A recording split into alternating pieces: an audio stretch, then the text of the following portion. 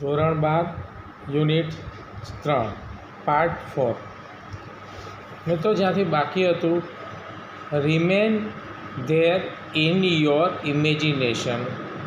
Remain એટલે રહેશે, there in your imagination તમારી કલ્પના, અન્ટિલ એટલે ત્યાં સુધી, યુ ફીલ તમે અનુભવશો, રેસ્ટેડ એટલે આરામ, રિફ્રેશ મતલબ તાજગી, the open your eyes again એટલે ફરીથી તમે આંખો ખોલશો, ફરીથી તમે તમારી આંખો ખોલશો ત્યાં સુધી તમને એક તાજગી અને એક આરામનો અનુભવ થશે.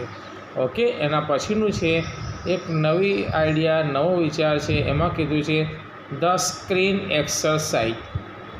સ્ક્રીન આપણે પડદો કહેવાય છે અને એક્સરસાઇઝ એટલે એના ઉપર કરેલી પ્રેક્ટિકલ થિંગ્સ. તો સ્ક્રીન એક્સરસાઇઝ એટલે કે પડદા ઉપર આપણે અભ્યાસ કરવાનો છે, જેનાથી બી આ માનસિક તણાવ દૂર થઈ શકે. એક આ વિચાર અહીંયા રજૂ કર્યો છે.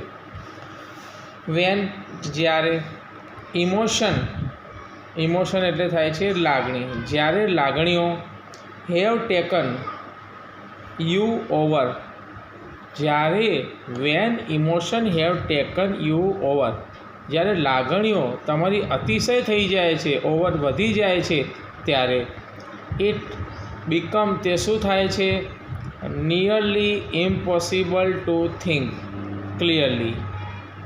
ઇમ્પોસિબલ એટલે અશક્ય, ટુ થિંક એટલે વિચારવાનું, ક્લિયરલી એટલે તમે ચોખ્ખાઈથી અથવા સ્પષ્ટપણે વિચારી શકતા નથી.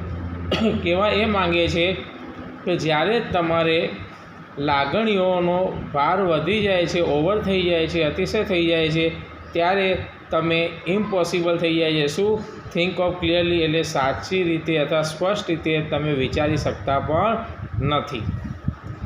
Then it become very easy. પછી ઇટ બીકમ થઈ જાય છે. શું થઈ જાય છે? વેરી ઇઝી, ઘણું સરળ થઈ જાય છે. પણ શું?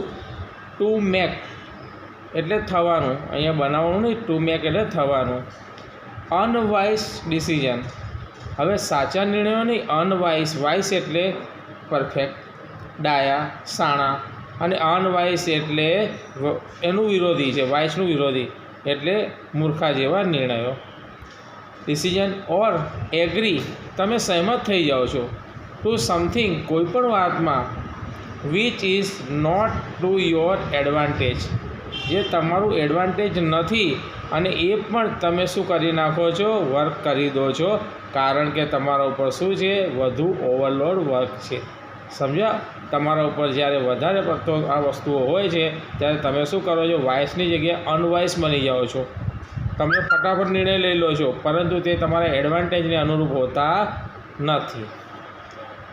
ધ સ્ક્રીન એક્સરસાઇઝ, પડદા ઉપરની practice. The screen exercise show બતાવે છે યુ તમને, હાઉ ટુ સ્ટેપ કઈ રીતે, સ્ટેપ બેક ઇન ઇમોશનલી કઈ રીતે તેમાંથી તમે પાછા આવી શકો છો, ઇમોશનમાંથી, તમારી લાગણીઓમાંથી કઈ રીતે તમે પાછા આવી શકો, એ તમને સ્ક્રીન એક્સરસાઇઝમાંથી બહાર આવી શકો છો. ડીચ યોર સેલ્ફ એટલે તમે અલગ થઈ શકો છો. ડીચનો મતલબ છૂટા પડી શકો છો, સેપરેટ થઈ શકો છો. યોર સેલ્ફ તમારી જાતને, ફ્રોમ યોર કરંટ સિચ્યુએશન જે તમારી હાલની જે હાલત છે, કરંટ સિચ્યુએશન છે, એમાંથી તમે શું અલગ થઈ શકો છો, છૂટા થઈ શકો છો જ્યારે તમે આ કાર્ય કરશો. શું? પડદા ઉપર પ્રેક્ટિસ. બરાબર, એટલે એને શું કહીશું, સ્ક્રીન એક્સરસાઇઝ. તો પછીનું છે taking an outsider. Taking an outsider point of view. Point of view એટલે તમે વિચારો છો, એ પોઈન્ટ ઓફ તમારો જે અનુગ્રહ છે એ. ટેકિંગ એન્ડ આઉટસાઇડર્સ એટલે બહારનો પોઈન્ટ ઓફ વ્યૂ. એન્ડ ઇમેજાઇન તમે કલ્પના કરો, એન અધર પર્સન કે બીજી કોઈ વ્યક્તિ, ઇન યોર સિચ્યુએશન તમારી જે હાલત છે એની જગ્યાએ એ બીજી કોઈ વ્યક્તિ ત્યાં આવે છે. પછી will put A new perspective એટલે એના નવા પર્સપેક્ટિવનો મતલબ લેજો દ્રષ્ટિકોણ, બરાબર. એ શું કરે છે એનું દ્રષ્ટિકોણ, એ શું વિચારે છે એને કહેવાય દ્રષ્ટિકોણ. ઓન યોર સ્ટ્રેસ, તમારી જોડે જે સ્ટ્રેસ છે, મૂંઝવણ છે, એની જગ્યાએ બીજો વ્યક્તિ એ કઈ રીતે કરે છે એ તમારે જોવાનું છે. Problem so you can is evolute, problem હશે સો યુ કેન, તમે કરી શકો છો શું એનું મૂલ્યાંકન. ઇવોલ્યુટનો મતલબ થાય છે મૂલ્યાંકન. કહેવા એમ માંગે છે કે તમારી જગ્યા ઉપર બીજી કોઈ વ્યક્તિ છે એને આ સ્ટ્રેસ છે, તો તમારે એનું શું કરવાનું છે મૂલ્યાંકન, અને એ વ્યક્તિ તમારી જગ્યાએ શું કરે છે એ તમારે એનું ઇવોલ્યુશન એટલે શું કહે મૂલ્યાંકન કરવાનું છે, ઇવોલ્યુટ કરવાનું છે. મોર કામલી, શાંતિથી. What need to be done, એ શું કરી રહ્યો છે, શું જરૂરત છે, શું એની જરૂરત છે, શું કરે છે, એ બધું તમારે મૂલ્યાંકન કરવાનું છે. હવે એના સ્ટેપ છે. વિથ યોર આઈઝ ક્લોઝ, જ્યારે તમારી આંખો તમે બંધ કરો છો. થિંક અબાઉટ ધ સિચ્યુએશન, તમારી જે સિચ્યુએશન છે એના વિશે વિચારો છો, તમારી હાલત વિશે વિચારો છો. ધેટ ઇઝ કરન્ટલી, તો તાજેતરમાં એટલે અત્યારે. કોઝિંગ યુ સ્ટ્રેસ, કોઝિંગ એટલે શું તૈયાર થાય છે, અથવા અહીંયા કોઝિંગ એટલે પેદા થાય છે અથવા સર્જન થાય છે. શેનું? યુ સ્ટ્રેસ, જ્યારે તમે સ્ટ્રેસમાં છો ત્યાંની વાત છે. તો વિથ યોર આઈઝ ક્લોઝ, જ્યારે તમારી આંખો બંધ હોય છે. થિંક અબાઉટ ધ સિચ્યુએશન, તમે સિચ્યુએશનને વિશે વિચારો છો. ધેટ ઇઝ કરન્ટલી, જે અત્યારે તમારા મગજની અંદર જે સ્ટ્રેસ તણાવ આવ્યો છે. ઇમેજાઇન કરો, પ્રોજેક્ટિંગ, શેના ઉપર? પડદા ઉપર. ઇમેજાઇન, કલ્પના કરો, projecting the situation on to a screen in your mind, એ પડદા ઉપર તમારા મગજમાં જે થઈ રહ્યું છે એ તમે વિચાર કરો. જો ઓલરેડી તમારે કોઈ કાર્ય કરવાનું, નાટકમાં ભાગ લેવાનો હોય તો તમે શું કરો છો, પહેલાં એની પ્રેક્ટિસ કરો છો. એના કારણે તમારાથી થતી ભૂલો હોય છે નીકળી જાય છે, તમને થોડું શું પાવર મળે છે, થોડું પરફેક્ટ થાય છે. આ બધું બધા લોકો કરે છે. As if it were film you were, જાણે એક ફિલ્મ ચાલી રહી હોય એ રીતે કરવાનું છે. વોચિંગ એટલે જુઓ. Include only what has really happen, ખરેખર શું થઈ રહ્યું છે. What happen, not what you are afraid might happen. What you are એટલે તમે, અફ્રેડ એટલે ગભરાઓ છો, માઇટ હેપન, માઇટ એટલે ભવિષ્યકાળ સૂચવે છે મેનું, હેપન એટલે જે થયું છે એના વિશે તમે શું કરો છો, વિચારો છો. અફ્રેડ ડરો છો, બરાબર. એટલું એવું થાય છે કેમ કે જ્યાં સુધી એ પોઝિશન ક્લિયર નહીં થતી તો તમે આ વસ્તુ વિચારશો. રિપ્લેસ યોર સેલ્ફ, હવે જો તમારાથી આ ભૂલો થાય છે એ છે તો તમારે શું કરવાનું, એની જગ્યાએ બીજાને મોકલી દેવાનું, એ અધર પર્સનને, તો રિપ્લેસ કરવાનું.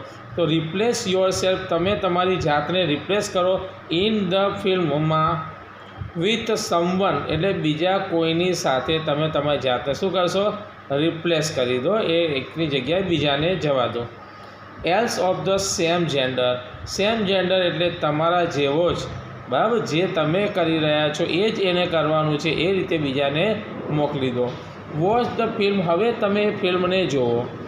એઝ આઉટસાઇડ ઓબ્ઝર્વર, આઉટસાઇડ એટલે બહારથી તમારે જોવાનું છે, અને શેની તરીકે? ઓબ્ઝર્વર એટલે નિરીક્ષક તરીકે તમારે જોવાનું છે કે જે તમે નહોતા કરી શકતા એ તમારી જગ્યાએ બીજી કોઈ વ્યક્તિ કરી રહ્યું છે, અને તમારે એનું મૂલ્યાંકન કરવાનું છે, ઓબ્ઝર્વેશન કરવાનું છે. હાઉ ડુ યુ ફીલ, તમે કેવો અનુભવ કરશો? અબાઉટ, વિશના વિશે. What is going on it the film, આ જે ગોઈંગ ઓન ફિલ્મ જે ચાલી રહી છે તો એના વિશે હવે તમારી ફિલિંગ શું છે, તમારો લાગણી શું છે, તમારી ફિલિંગ શું છે. What advice would you give the person, તમે એ વ્યક્તિને શું સલાહ આપશો, એડવાઇસ આપશો. હુ ઇઝ રિપ્લેસિંગ, જે તમારી જગ્યાએ રિપ્લેસ થયો છે. You go on the screen, screen ઉપર તમારી જગ્યાએ જે બીજો વ્યક્તિ ગયો છે એને તમે હવે શું સલાહ આપશો. શું કેમ કહેતા? કારણ કે તમે મૂલ્યાંકન કરી રહ્યા છો, સમજ્યા, તમે ઓબ્ઝર્વ કરી રહ્યા છો, તો તમારેથી શું એને કંઈક સલાહ અપાય છે એ જોવાનું છે. હવે તમારી ઓપન યોર આઈઝ, તમારી આંખો ખોલો. અગેન એટલે ફરીથી તમારી આંખો ખોલો. And act on your own advice, અને એક્ટ ઓન એટલે કાર્ય કરો. યોર એટલે તમારા, ઓન એડવાઇસ તમારી જે સલાહ છે એ રીતે તમે હવે કાર્ય કરો. Okay, thanks. તો આ રીતે તમને સમજાયું છે. હવે નેક્સ્ટ યુનિટ 3નું 5મો ભાગ નેક્સ્ટમાં જોઈશું.